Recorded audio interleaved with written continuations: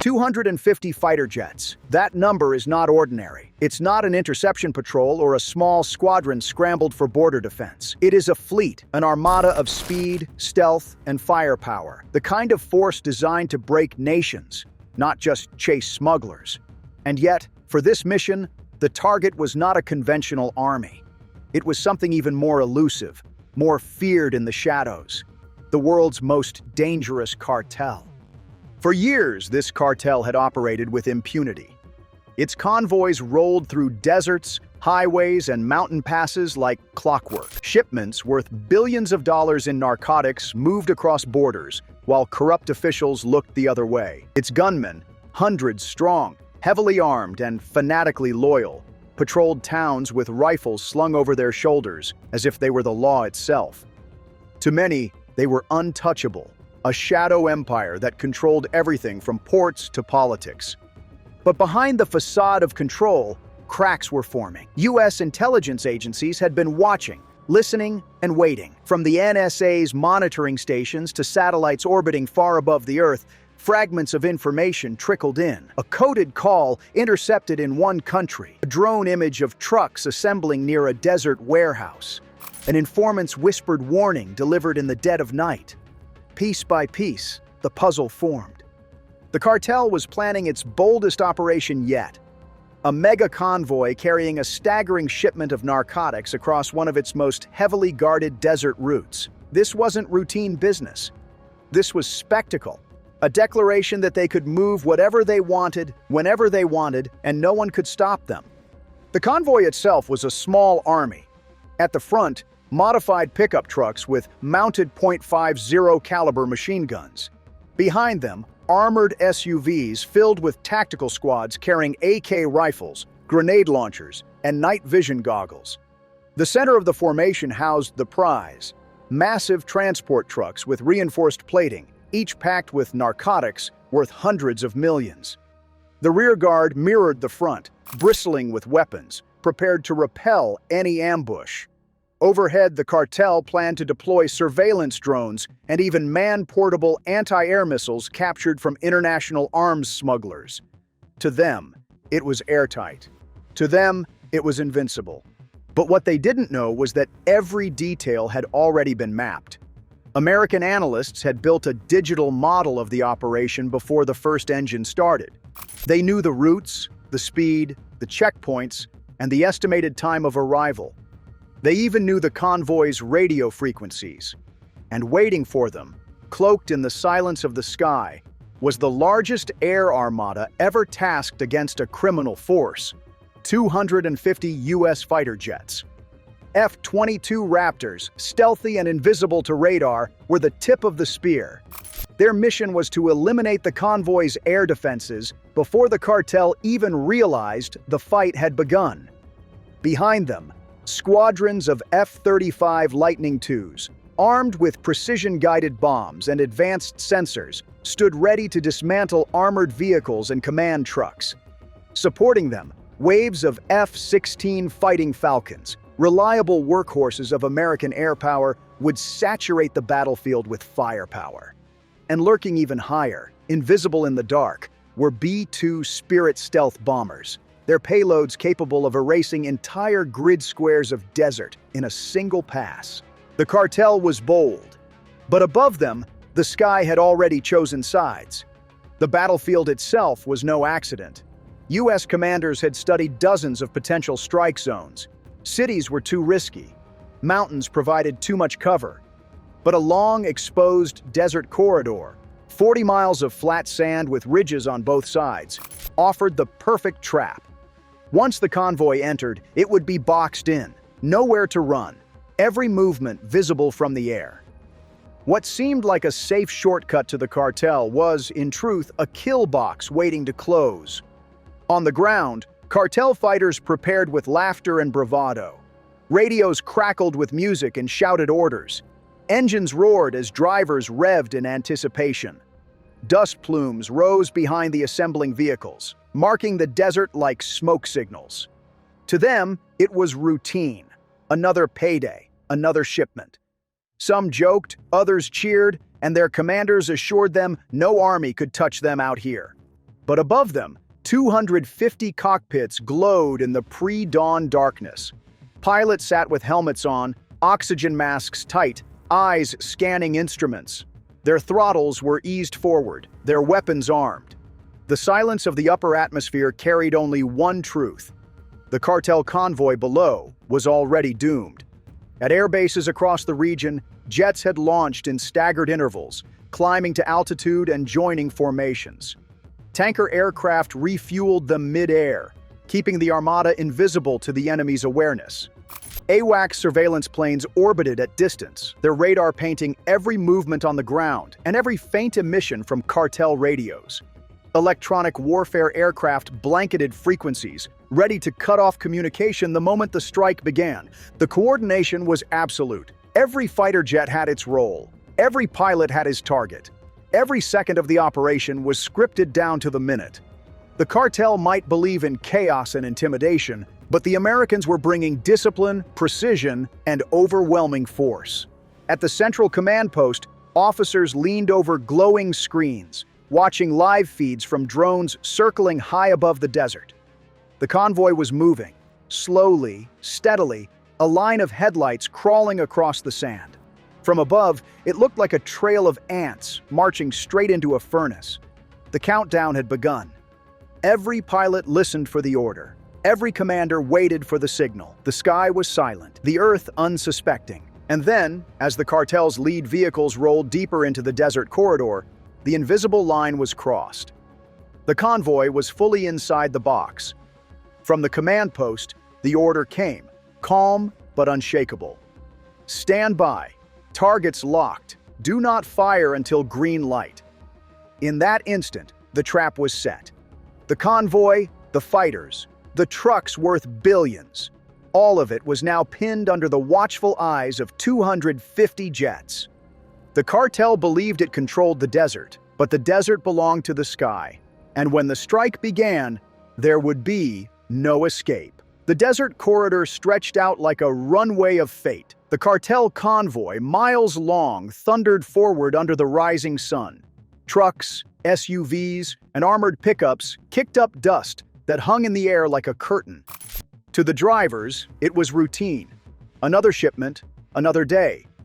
To the Americans watching from above, it was the moment they had been waiting for. From 40,000 feet, a silent predator locked on. An F-22 Raptor, invisible to radar, broke its holding pattern and dove. In its cockpit, the pilot's voice was calm, almost clinical, as he called his shot. At the push of a button, 2 missiles dropped away, streaking down toward the desert floor. Seconds later, the lead vehicle, a pickup with a mounted .50 caliber gun, erupted in a ball of fire.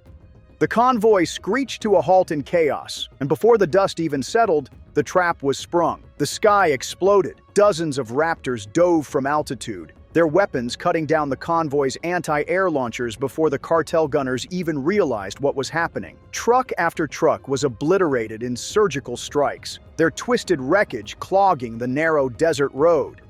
In less than 60 seconds, the cartel's air defense, a few stolen missile launchers and improvised jammers, had been reduced to smoking debris. Then came the next wave. From the east, F-35 Lightning IIs screamed low across the horizon, their stealth profiles invisible to radar, but their presence undeniable. Their targeting pods painted SUVs and cargo trucks in glowing red. With synchronized precision, they released smart bombs that fell with eerie silence before detonating in thunder. The convoy's middle section vanished in pillars of fire. The prized narcotics trucks blasted apart, their contents igniting into choking clouds of black smoke. Cartel gunmen scrambled from the wreckage, firing wildly into the sky. Tracer rounds arced upward, glowing red in the dawn light, but they hit nothing. The jets were too high, too fast, too well coordinated. Every time a gunner paused to reload, he was marked by drone cameras circling above and eliminated by strafing runs from passing F-16. In the command post, screens lit up with fire and movement. Every strike was mapped, every detonation timed. Officers tracked the unfolding chaos with icy focus. A convoy that had taken months to plan was unraveling in minutes. Then came the heavies. Two B-2 Spirit bombers, black triangles against the stratosphere, released their payload. Guided bombs drifted silently through the thin air, their fall unnoticed until the desert floor erupted. A section of the convoy's rear was obliterated in a rolling shockwave, vehicles flipping like toys, sand blasted into clouds that could be seen for miles. For cartel fighters on the ground, the bombs seemed to appear out of nowhere. There was no warning, no siren, only sudden annihilation. In less than 10 minutes, both ends of the convoy were destroyed. The lead vehicles burned, the rear shattered, and the middle pounded relentlessly. The survivors were trapped in a kill box with nowhere to run. Panic rippled through the fighters. Some jumped from their vehicles and tried to scatter into the desert brush. Others attempted to form firing lines, bracing their rifles against truck hoods, shouting orders lost in the roar of engines and explosions. But the Americans were merciless in their precision. Drone operators marked every fleeing figure with infrared, feeding coordinates to jets circling above. One by one, survivors were struck down in strafing runs that tore through the sand.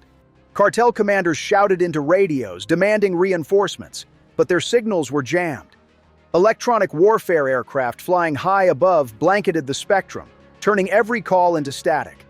The convoy was blind, deaf, and surrounded. Then the second wave hit. Apache gunships roared in low, their rotors whipping the air, cannons blazing as they raked through clustered fighters. Rockets streaked from their wings, detonating among vehicles that had somehow survived the opening barrage. Each explosion flipped SUVs, ripped doors from hinges, and silenced the desperate resistance of the cartel foot soldiers. The battlefield became a furnace. Columns of black smoke rose into the dawn, casting shadows across the sand. The sound of explosions rolled like thunder, echoing between ridges. From above, pilots described it as a mosaic of fire. Dozens of impact craters glowing red, vehicles scattered like broken bones across the desert. And still, the jets kept coming. F-16 Falcons strafed the sides of the convoy with precision fire, shredding tires and setting fuel tanks alight. A-10 Warthogs, their distinctive growl audible even over the chaos, swooped in to finish the survivors with armor-piercing rounds that turned engines into molten scrap. Wherever the cartel tried to gather, destruction followed. On the ground, fighters abandoned their weapons and fell to their knees, raising their hands skyward in surrender. Others fled into the desert, only to be tracked by drones and pinned down by circling helicopters. The bravado, the untouchable aura, the illusion of control, all of it evaporated under the onslaught of American air power. In the command post, a colonel leaned over the operations table, eyes fixed on the drone feeds. His voice cut through the radio chatter, calm and decisive. Phase 2 complete. Begin containment. Containment meant no survivors escaping. Containment meant no narcotics salvaged. Containment meant the world's most dangerous cartel convoy was not only destroyed, but erased. As the last bombs fell and the final strafing runs silenced the battlefield, the desert was transformed into a graveyard. Trucks smoldered in twisted heaps. SUVs burned like torches. Ammunition cooked off in sporadic bursts, echoing like fireworks against the ridges. The sand was scarred with black craters, each one a reminder of precision, each one a marker of a cartel fighter's final stand. For the Americans, it was more than a strike. It was a statement, a declaration that no matter how many trucks the cartel assembled, no matter how many weapons they mounted, they could never stand against the full weight of U.S. air power. And for the cartel, it was the beginning of the end. The roar of jet engines faded into the distance. The last missiles had fallen. The battlefield was quiet again, but it was not silence. It was the heavy, suffocating quiet that follows devastation. The desert corridor, once filled with the thunder of engines and the swagger of cartel gunmen, was now a wasteland. Twisted metal burned in heaps across the sand. Black smoke coiled upward in thick columns, visible for miles in every direction. The stench of fuel and scorched rubber hung in the air. mixed with the acrid bite of chemical fires from the destroyed narcotics. The convoy, once the pride of the world's most dangerous cartel, had been erased. Hundreds of vehicles reduced to wreckage. Billions in cargo vaporized into useless ash. The aura of invincibility the cartel had built over decades shattered in less than an hour. But the Americans weren't finished. Helicopter rotors cut through the smoky dawn as transport birds swept low, disgorging squads of Rangers and Delta Force operators into the kill zone. The sand was scarred with craters. Soldiers moved with precision, rifles raised, eyes scanning for any last signs of resistance. There were survivors, dazed, wounded cartel fighters who staggered from the wreckage, coughing, their weapons gone or thrown aside. Some dropped to their knees at the sight of approaching troops, hands raised in surrender. Others tried to limp away into the open desert, only to be marked by drones overhead and intercepted within minutes. The message was clear: no one would escape this battlefield. Engineers moved in behind the infantry, setting controlled charges on vehicles that hadn't been completely destroyed. Each blast tore apart frames, ensuring nothing could ever be salvaged. Drug caches that survived the initial strikes were dragged into piles, doused with fuel, and set alight. Black plumes rose higher as millions of dollars in narcotics turned to ash. Special forces swarmed the ruins of what had been the convoy commander's armored SUV. Inside, they found bodies charred beyond recognition, alongside sat phones, encrypted radios, and folders of documents. Every scrap was bagged, tagged, and handed to intelligence officers. Analysts knew that within these devices could be the next map, the next contact list, the next weak point in the cartel's empire. The prisoners were herded together under armed guard, wrists bound, their bravado gone. Just hours earlier, they had laughed and boasted, convinced they were untouchable. Now they sat in the dirt, eyes hollow, watching their empire burn before them. For the Americans, there was no celebration. Soldiers moved with quiet efficiency, their discipline as sharp in the aftermath as it had been during the strike. They knew this was one victory in a longer war. The cartel would regroup, rearm, and try again. But they also knew this day had sent a message so clear it could not be ignored. By mid-morning, the desert floor was unrecognizable. Bulldozers pushed wreckage into heaps, clearing paths for recovery teams. Drones circled above, their cameras broadcasting the black scars of the battlefield across screens in distant command centers. Against the scale of destruction, U.S. losses were virtually non-existent. The cartel had expected dominance.